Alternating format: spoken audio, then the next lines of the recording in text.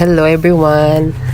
Prenuptial day here at Georgetown, only here at Monte Vista.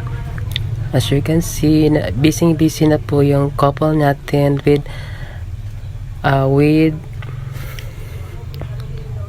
Rusty Vlog,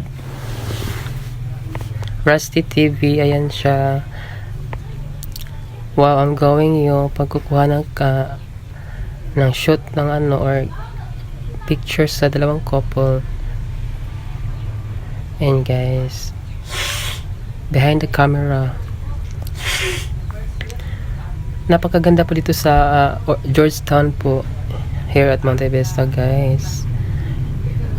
Worth it po talaga yung 3,500 na babayaran nyo po sa venue. Kasama bali 8 packs po yung 8 packs po yan siya, na walang tao po yung pwede po makapasok dyan. Kasama na yung photographer at yung bride. At saka maganda po yung mga ambience dyan sa loob po. May mga koi fish at saka reindeer na mga hayop. At saka pwede din kayong magpitas dyan ng grapes. Ayan yung halaman na ang laki-laki ng badyang. At yan, dyan po ako sa may bridge na yan, maliit na bridge na nakatanaw sa mga couple na yan. Ayan po sila. At ayan guys, dyan, dami-daming mga koi fish dyan sa baba.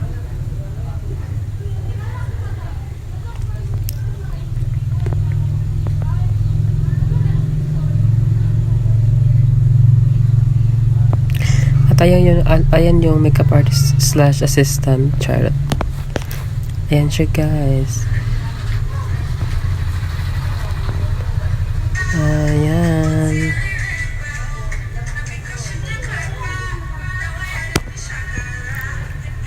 Ayan si Raz TV guys.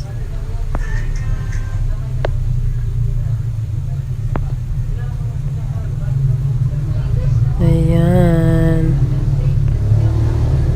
Ang badyang po, ang ganda ng badyang na halaman.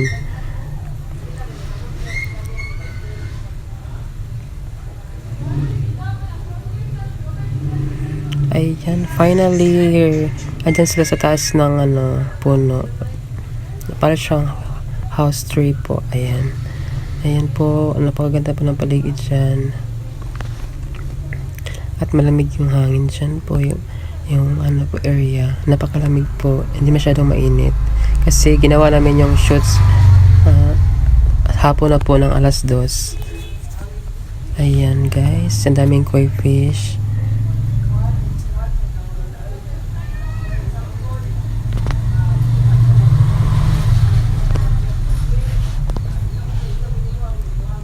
Ayan guys.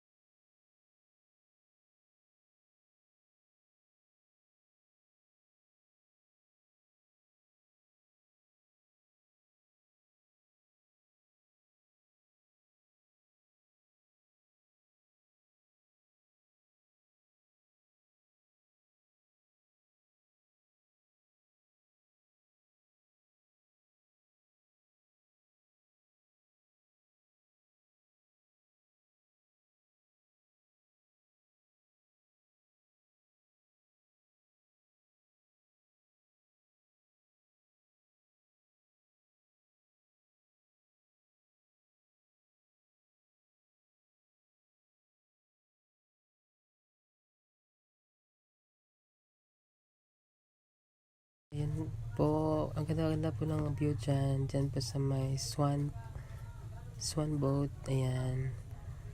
May maliit na lake po dyan. Dyan po siya pinicture at chinot. Ayan yung bride.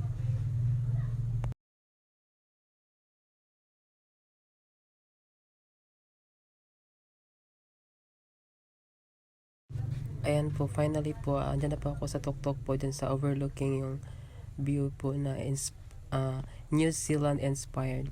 Yeah, as you can see, makikita niyo po dyan yung mga kalabaw na kumakain ng damo at yung mga bahay na mga made in wood. At saka yan, parang may ano siya, mayroon siyang wind,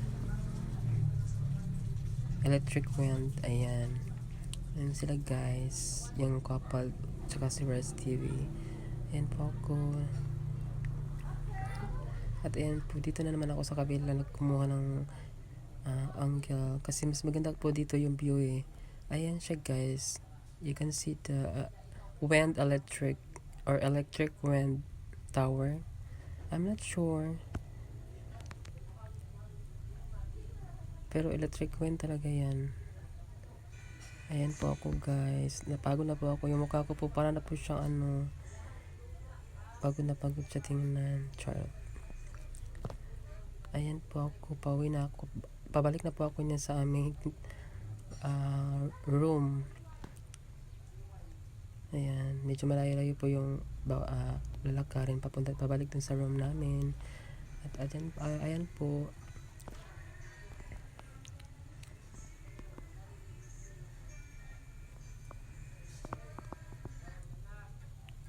Ayan guys.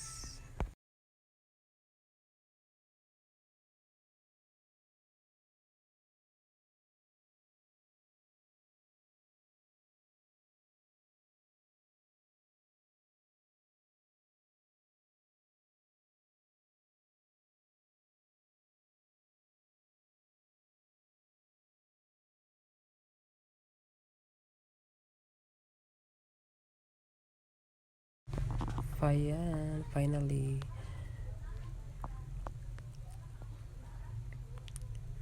Nakabalik na ako sa room namin.